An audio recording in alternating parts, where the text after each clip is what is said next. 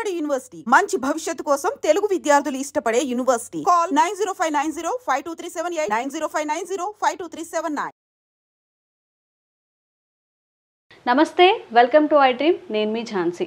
అయితే sugar patients చాలామంది ఇప్పుడు ఉన్న నాలెడ్జ్ ప్రకారం షుగర్ వచ్చినప్పుడు ఎలాంటి జాగ్రత్తలు తీసుకోవాలి, ఎలాంటి మెడిసిన్ తీసుకోవాలని అవేర్నెస్ అయితే వస్తుంది. కాకపోతే ఆయుర్వేదంలో షుగర్కి ఎలాంటి చిట్కాలు ఉన్నాయి, షుగర్ కంట్రోల్లో ఉండాలన్నా, ఎక్కువ మనకి పర్సంటేజ్ పెరగకుండా ఉండాలన్నా ఏం చేస్తే మంచిది, ఎలాంటి జాగ్రత్తలు తీసుకోవాలి, ఇవన్నీ తెలుసుకుందాము.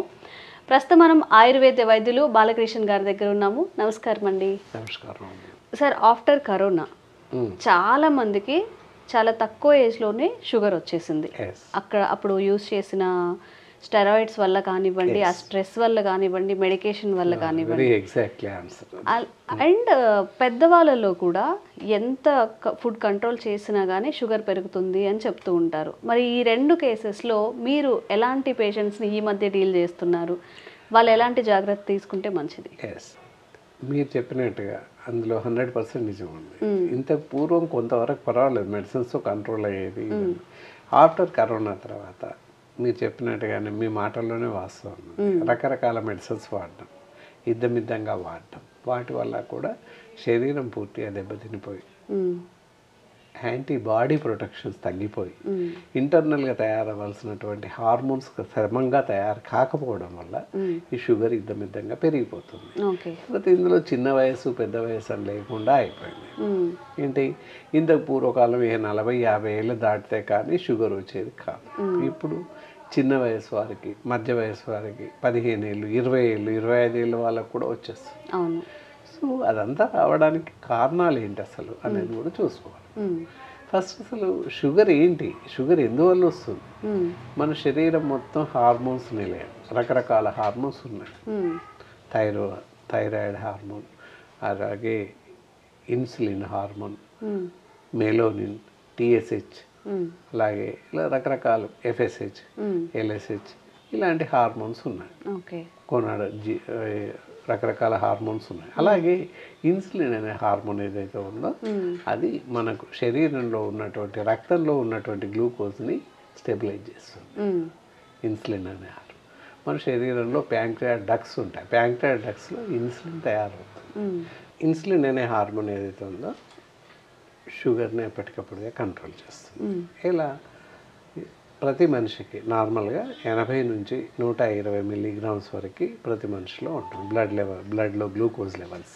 ఆ విధంగా ఉండేటట్టుగా ఈ ఇన్సులిన్ అనే హార్మోన్ సెట్ చేస్తుంది ఎప్పటికప్పుడుగా. మనం ఒక 100 గ్రాముల స్వీట్ తిన్నప్పటికీ ఏమీ కాదు. ప్రతి తినే రైస్లో కూడా షుగర్ ఉంటుంది, గోధుమలలో షుగర్ ఉంటుంది, చాలా ఆహారంలో షుగర్ ఉంటుంది. మనం ఏ ఆహారం తీసుకున్నా గ్లూకోజ్గా మారి శరీరానికి శక్తిని ఇస్తుంది. సో మరి చాలా గ్లూకోజ్ తీసుకుంటాం ఎవ్రీడే. మరి అలాంటప్పుడు పెరిగిపోదు. కారణం ఏంటంటే ఇట్ విల్ బి ప్రిజర్వ్, లోపల లివర్లో స్టోర్ అవుతుంటుంది. Liver is the store house for glucose. అక్కడ గ్లూకోజ్ స్టోర్ అవుతుంది. ఎప్పుడైతే మనకి తగ్గిపోతుంది, శరీరంలో చక్కెర స్థాయిలు తగ్గిపోతాయి, అలాంటప్పుడు లివర్ నుంచి రిలీజ్ అయ్యి రక్తంలోకి వచ్చేస్తుంది. అదంతా బ్యాలెన్స్ చేయడానికి రెగ్యులేటర్గా ఇన్సులిన్ పనిచేస్తుంది. ఎప్పటికప్పుడుగా సమానంగా ఉండేటట్టు ఇన్సులిన్ అనే హార్మోన్ పనిచేస్తుంది. ఇన్సులిన్ అనే హార్మోన్ సరిపోయేంతగా శరీరంలో ఉత్పత్తి కాని పరిస్థితుల్లో ఈ షుగర్ రక్తంలో పెరిగిపోతుంది. అది ప్రధాన కారణం అనమాట. అది మూలం తెలుసుకోవాలి కొంచెం, అందుకోసం ఇంట్రడక్షన్ చెప్పాల్సి వచ్చింది. సో మరి చిన్న పిల్లలకి ఎందుకు వస్తుంది, పెద్దవాళ్ళకి ఎందుకు వస్తుంది అనేదానికి కూడా కారణాలు ఉన్నాయి. రకరకాల ఆహార పద్ధతులు, మనం ఉండేటటువంటి జీవన విధానం, జీవన శైలి సమంగా లేదని చెప్పాల్సిందే ఖచ్చితంగా. ఎందుకంటే ఎంతసేపు కూడా ప్యాకేజ్డ్ ఫుడ్, ప్యాకేజ్డ్ వాటర్ తాగుతూ ఉన్నాం. Packaged food should not eat, packaged drinking water should not drink. ఇది ప్రధాన కారణం. ఎక్కడ పడితే అక్కడ ఫాస్ట్ ఫుడ్ సెంటర్లో, ఇక్కడ రకరకాల ఏరియాస్లో ఆహారం తీసుకోవడం జరుగుతుంది.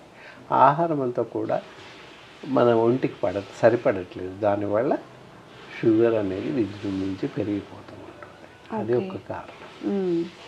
సమయాలు తినకపోవడం, సరిగా నిద్రించకపోవడం, వేళకాని వేళల్లో నిద్రించడం, వేళకాని వేళల్లో భోజనం చేయడం, ఈ రెండు తప్పే. ఏం చేస్తున్నావు? అర్ధరాత్రి 12 గంటల వరకు ఎప్పుడూ మేలుకతో నుండి ఉదయం 12 గంటలకు లేస్తున్నారు. So it is very miraculous. అది చాలా డ్యామరేజ్ అనమాట, శరీరానికి చాలా నష్టం కలగజేస్తుంది.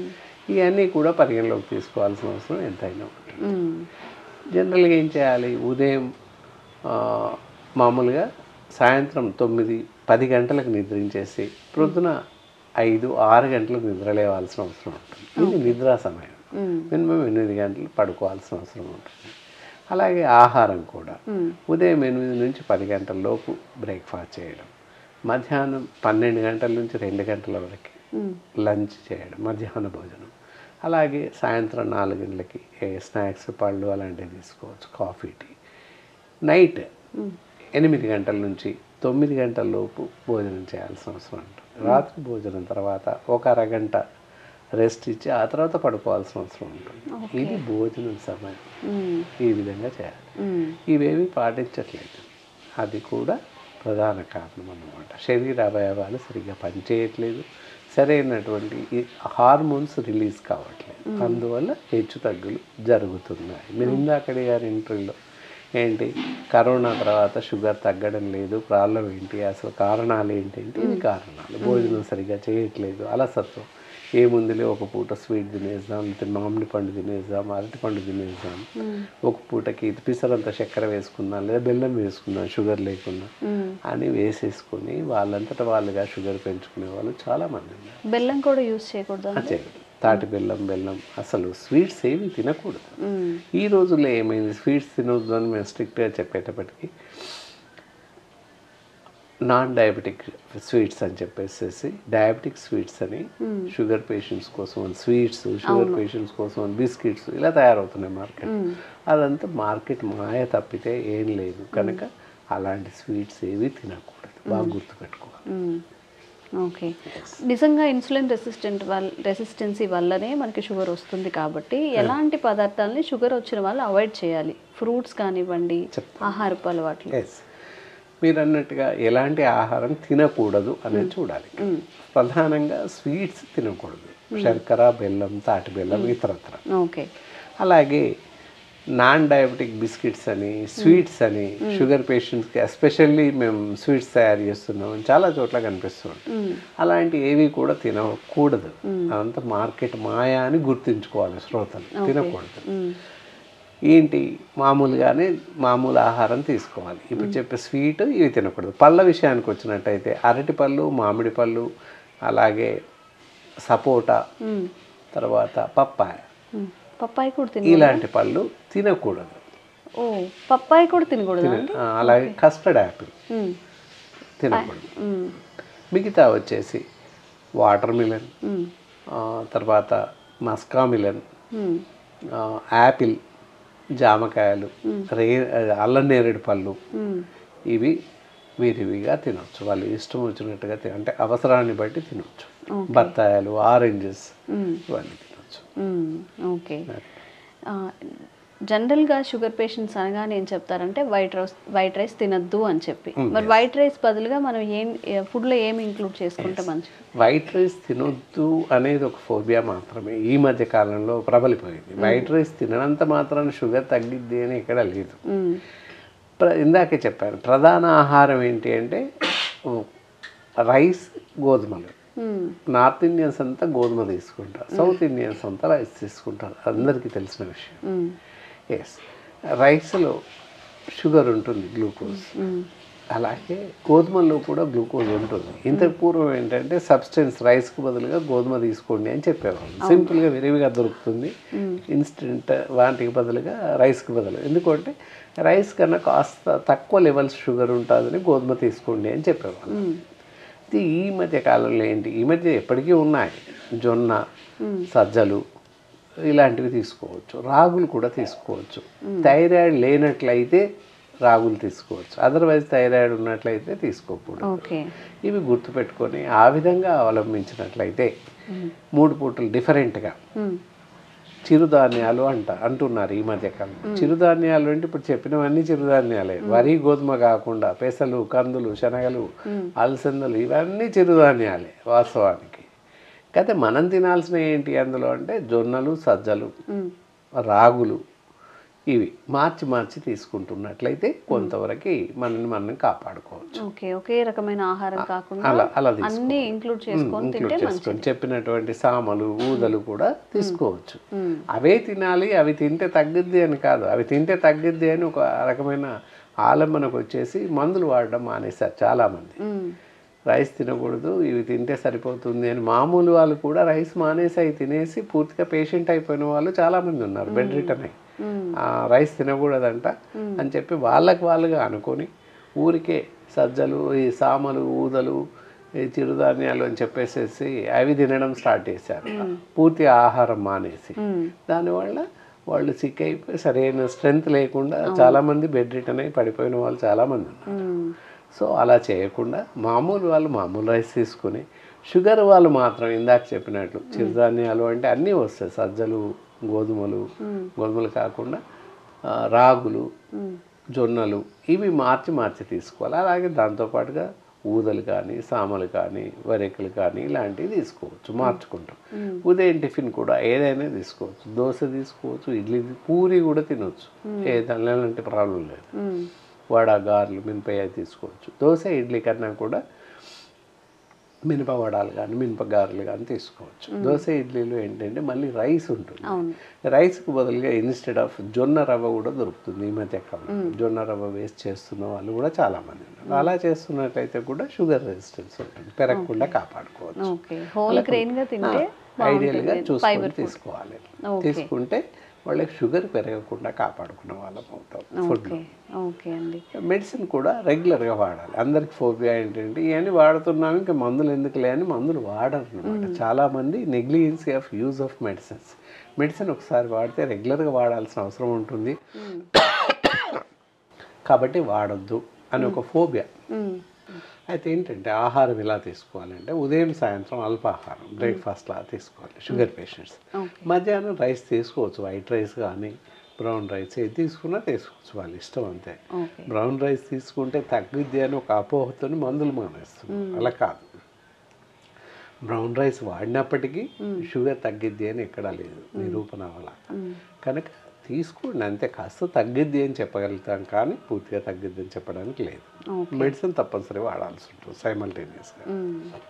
అయితే షుగర్ వల్ల చాలా డిసీజెస్ వస్తాయి, ఎక్కువగా నర్వ్ సిస్టమ్ మీదే దాడి చేస్తుంది అని చెప్తారు. మరి మనకి షుగర్ ఉంది అని తెలిసినప్పుడు ఇంకొన్ని డిసీజెస్ రాకుండా ఎలా జాగ్రత్త పడాలి, ఏ డిసీజెస్ వచ్చే అవకాశం ఉంటుంది? షుగర్ వస్తే సింపుల్ వర్డ్ అజాగ్రత్తకు లోను కాకుండా షుగర్ తగ్గడానికి మెడిసిన్స్ వాడుతుంటారు. అది మనం తీసుకున్న ప్రధాన జాగ్రత్త. ఇలాంటి జబ్బులు వస్తాయి ఇక్కడ గమనించుకోవాలి తప్పకుండా. పారాలిసిస్ స్ట్రోక్, అదే బ్రెయిన్ స్ట్రోక్, నర్వస్ మీద వస్తుంది. Diabetic neuropathy nervous system, diabetic retinopathy కంటికి వస్తుంది, అండ్ గ్లూకోమా, అలాగే హార్ట్ డిసీజెస్ ఇవన్నీ రావడానికి అవకాశాలు ఎక్కువగా ఉన్నాయి. కనుక ప్రమాదకరమైన జబ్బులు రావడానికి అవకాశం ఉంది. కాబట్టి షుగర్ని ఎప్పుడూ కంట్రోల్లో ఉంచుకునే ప్రయత్నం చేయాలి. అలాగే ప్రతి నెల ఎలాగూ నార్మల్గా ఉంది అని మర్చిపోకుండా ప్రతి మంత్లీ చెకప్ తప్పకుండా షుగర్ టెస్ట్ చేయించుకోవాల్సిన అవసరం ఉంటుంది. అది కూడా fasting levels, post lunch levels, తినకముందు ఒకసారి, తిన్న తర్వాత ఒకసారి అలా టెస్ట్ చేయించి రిజల్ట్స్ ఎలా ఉన్నాయి అనేది డాక్టర్ గారి పర్యవేక్షణలో మందులు వాడాల్సిన అవసరం ఎంతైనా ఉంది. నార్మల్గా ఉంది, పోయినసారి బాగానే ఉంది అని చెప్పి మందులు మానేస్తుంటారు. తప్పకుండా వైద్యుని సంప్రదించాల్సిన అవసరం ఈ మధుమేహ వ్యాధిగ్రస్తులకి ఉంది. ఓకే డాక్టర్ గారు, అయితే మీరు చెప్పినట్టుగా తినకముందు, తిన్న తర్వాత, ఫాస్టింగ్తో తిన్న తర్వాత చేయించుకున్నప్పుడు చాలామందికి తిన్న తర్వాత షుగర్ లేనట్టుగా చూపిస్తుంది. మరి దీన్ని ఎలా తీసుకోవచ్చు?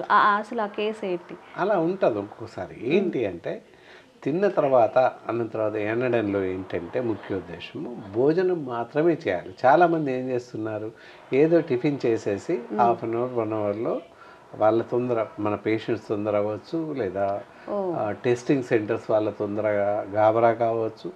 దానివల్ల సరైనటువంటి రిజల్ట్స్ రావడం లేదు. తినకముందు పర్వాలేదు బాగానే చేస్తున్నాము, తిన్న తర్వాత అంటే మినిమం 1.5 అవర్ భోజనం మాత్రమే చేయాలి, సఫిషియెంట్గా భోజనం చేయాలి. అవసరమైతే స్వీట్ తినండి మధ్యాహ్నం భోజనంలో. చేశాక 1.5 అవర్ టైం తీసుకోవాలి, గంటన్నర వెయిట్ చేయాలి ఆఫ్టర్ లంచ్. సపోజ్ 12 o'clockకి లంచ్ చేసాము అంటే 1:30 తర్వాత టెస్ట్కి ఇవ్వాలి రిపోర్ట్, బ్లడ్ యూరిన్. 1:30 నుంచి 1 అవర్ ఉంటుంది, 1:30 to 2:30 గంట సమయం ఉంటుంది. ఆ గంట విరామం సమయం, బిట్వీన్ ద టైంలో స్పెసిమెన్స్ ఇస్తే కరెక్ట్ రిజల్ట్ రావడానికి అవకాశం ఉంది. అయితే కొన్నిసార్లు ఏంటి అంటే తినక ముందు షుగర్ చూపిస్తుంది ఫాస్టింగ్ లెవెల్లో, తిన్న తర్వాత చూపించదు. అది కరెక్ట్. కొన్ని కేసెస్లో అక్కడ కనబడతాయి, అక్కడ 0.01%, ఈవెన్ 1% కూడా కాదు. ఓ 1,00,000 మందికి చూస్తే ఒక 1000 మందికి కనబడతాయి అంతే, అంతకుమించి కనపడవు. ఏంటంటే వాళ్ళకి ఇంకా టైం తీసుకోవాల్సిన అవసరం ఉంటుంది, 2.5 hours అట్లా. అలాంటి వాళ్ళకి ఏంటంటే పూర్వకాలంలో జీటీటీ టెస్ట్ అని చేసేవాళ్ళు, గ్లూకోజ్ టాలరెన్స్ టెస్ట్ అని. ఇప్పుడు ఎక్కడ చేయట్లేదు, 3 months యావరేజ్ అని చేస్తున్నారు. అది కరెక్ట్ కాదు, అది అవసరం కూడా లేదు. ఫాస్టింగ్ పోస్ట్లోంచే చేయడం కరెక్ట్ అనమాట. ఎందుకంటే డాక్టర్స్ కూడా చెప్పారు 3 months యావరేజ్ నమ్మశక్యంగా ఉండడం లేదు, కనుక ఫాస్టింగ్ పోస్ట్లోంచి చేయడమే మంచిది అని మామూలుగా డయాబెటాలజిస్ట్ కానీ, హార్ట్ పేషెంట్, అది కార్డియాలజిస్ట్లో ఇలా పేషెంట్స్ కూడా చెప్తూ ఉన్నారు చాలా కార్యక్రమాల్లో. ఎందుకంటే ఈ 2 చేయించడమే మంచిది, 3 months average should not correct results అని చెప్పేసి చెప్తున్నారు. ఓకే, చాలా మంది షుగర్ పేషెంట్స్ మెడికేషన్ అంతా ఇంగ్లీష్ మెడిసినే తీసుకుంటున్నారు. మరి మన భారతీయ సాంప్రదాయం ప్రకారం ఆయుర్వేదంలో షుగర్కి ఎలాంటి మెడిసిన్ ఉంది, ఎన్ని నెలలు వాడాల్సి వస్తుంది? ఎస్, షుగర్కి ఇక్కడ ఆయుర్వేదంలో కూడా జీవిత పర్యంతం వాడాల్సిన అవసరం ఉంటుంది. ఓకే, అనగానే ఏమంటారు, ఎలాగ ఇంగ్లీష్ మెడిసిన్స్ వాడుతున్నాం కదా ఇవెందుకు వాడాలి అని అడుగుతారు. మీరు భారతదేశ వైద్య విధానం అని అన్నారు, కరెక్ట్. కానీ భారతదేశస్తులు ఎవరు నమ్మట్లేదు, ప్రపంచవ్యాప్తంగా ఆయుర్వేద వైద్యం నడుస్తూ ఉంది, వాడుతూ ఉన్నారు. మంది మనకి చాలా లోకువాగా అనిపిస్తుంది, ఇక్కడ వైద్యంలో కూడా అలాగే ఉంది. కాబట్టి ఈ మధ్య కాలంలో చాలామంది ఆయుర్వేదం వైపు టర్న్ అవుతున్నారు. సో ఆయుర్వేద మందే ఎందుకు వాడాలి అనే క్వశ్చన్ వస్తుంది. ఎందుకు వాడాలి అంటే ఇందాక మనం డిస్టర్బ్ ఆఫ్ ఆర్గాన్స్ అని చెప్పాం, different type of side effects వస్తాయని చెప్పాం. ఇంగ్లీష్ మెడిసిన్స్ వాడడం వల్ల చాలా రకాల సైడ్ ఎఫెక్ట్స్ రావడానికి అవకాశాలు మెండుగా ఉన్నాయి. ఇక్కడ ఆయుర్వేదిక్ మెడిసిన్ వాడడం వల్ల ఎలాంటి సైడ్ ఎఫెక్ట్స్ రావు. డయాబెటిక్ రెటినోపతి అవ్వచ్చు, డయాబెటిక్ న్యూరోపతి అవ్వచ్చు, ఆర్బైఎని హార్ట్ డిసీజెస్ అవ్వచ్చు, వగైరా వగైరా ఇలాంటి జబ్బులు రాకుండా ఆయుర్వేదిక్ మెడిసిన్ కాపాడుతుంది మనల్ని. సేఫ్ సైడ్ ఉంచుతూనే షుగర్ని కంట్రోల్ చేస్తుంది. మిగతా సేమ్ ఐస్టీస్గా ఇందాక పైనే చెప్పుకున్నాం ఆహార నియమాలు, ఇన్స్టెడ్ ఆఫ్ అలోపతి మెడిసిన్ దానికి బదులుగా ఇక్కడ వాడచ్చు. ఈ బిందు మా హిస్టరీలో చాలామంది ఇన్సులిన్ మెడిసిన్స్ గోళీలు అన్నీ వాడుతున్న వాళ్ళకు కూడా టోటల్గా మెడిసిన్ ఆపేసి ఇది ఇచ్చిన సందర్భాలు ఉన్నాయి. అన్ని మెడిసిన్స్ వాడినా షుగర్ షుడ్ నాట్ కంట్రోల్ అవ్వట్లా. ఉదయము మధ్యాహ్నం సాయంత్రం ట్యాబ్లెట్స్ షుగర్ వేస్తూ ప్రొద్దున సాయంత్రం ఇన్సులిన్ ఇస్తున్నప్పటికీ షుగర్ 450 లెవెల్లో ఉంది పోస్ట్ లంచ్లో. ఫాస్టింగ్లో 350, 250 ఆ స్టేజ్లో ఉంటుంది. అలా చాలామంది పేషెంట్స్ని చూశాను. అలాంటి వాళ్ళకి ఇంకా మందే పని చేయట్లేదు అని ఆ యాప్ వేసేసి ఇచ్చేసాము. ఓకే, దాంతో వాళ్ళకి 1-2 monthsలో ఎవ్రీ మంత్ కాస్త తగ్గి 3-4 months కల్లా నయం అవుతుంది. అయితే ఎంతకాలం వాడాలి అంటే ఇది కూడా రెగ్యులర్గా వాడాలి, మందు మానేయాల్సిన అవసరమే లేదు. ఇక్కడ షుగర్కి వచ్చేసి ఈ మెడిసిన్ మధుర యోగ అని చూస్తున్నారు కదా, ఈ మధుర యోగ అనే పౌడర్ని ఉదయము సాయంత్రం మామూలుగా 1 స్పూన్, 1 స్పూన్ 1/2 కప్ గోరువెచ్చటి నీళ్ళలో భోజనానికి అరగంట ముందుగా తీసుకున్నట్లయితే బాగా పనిచేస్తుంది. ఉదయం సాయంత్రం ఈ విధంగా తీసుకోవాలి. తీసుకుంటే వాళ్ళకు ఉన్నటువంటి షుగర్ అదుపులో ఉంటుంది. ఓకే, ఈ మధ్య కాలంలో షుగర్ రివర్స్ చేసుకోవచ్చు, వచ్చిన షుగర్ని తగ్గించుకోవచ్చు అని చెప్తున్నారు. ఈ మెడిసిన్ వాడితే తగ్గుతుంది, తగ్గిపోతుందా? నార్మల్కి వస్తుంది, నార్మల్ స్టేజ్. ఎవరికైనా ఇప్పుడు మీకుంటుంది, నాకుంటుంది, ప్రతి మనిషికి షుగర్ ఉంటుంది. షుగర్ లేకుండా మనిషి లేడు. శక్తి అంటేనే extra energy means glucose. Okay, అంతే.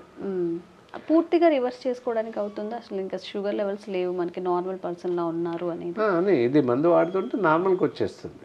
డైట్ కంట్రోల్ చేస్తూ ఇది చేస్తే నార్మల్ స్టేజ్కి వచ్చేస్తుంది. అంతే. థ్యాంక్ యూ అండి. నమస్కారం.